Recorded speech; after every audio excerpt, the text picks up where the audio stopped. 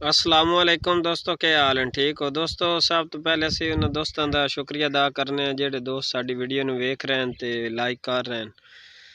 ਦੋਸਤੋ ਅੱਜ ਦੀ ਵੀਡੀਓ ਦੇ ਵਿੱਚ ਅਸੀਂ ਤੁਹਾਨੂੰ ਇਹ ਦੱਸਣਾ ਹੈ ਬਈ ਜਿਹੜੇ ਦੋਸਤ ਸਸਤੀ ਬੱਕਰੀ ਫਾਰਮਿੰਗ ਕਰਨਾ ਚਾਹੁੰਦੇ ਨੇ ਨਾ, ਮੁਨਾਫਾ ਬਖਸ਼, ਤੇ ਬਈ ਉਹਨਾਂ ਦਾ ਜ਼ਿਆਦਾ ਪ੍ਰੋਫਿਟ ਆਵੇ, ਉਹਨਾਂ ਵਾਸਤੇ ਵੀਡੀਓ ਇਹ ਬਈ ਉਹ ਖੁਰਾਕ ਦਾ ਬੰਦੋਬਸਤ ਕਰ ਲੈ।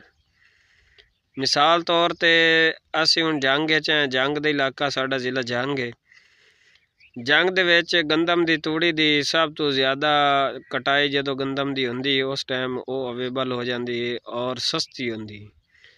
मिसाल तौर ते सर्दियों के अंदर अगर तूड़ी का रेट 6000 रुपया है ना, 8 मण का खलवार भी गिणिया जाता है, 8 मणा का खलवार गिणिया जाता है। तो और वो तूड़ी जिहड़ी है वो तकरीबन सर्दी के अंदर 6 तो 7000 रुपए की खलवार मिलती।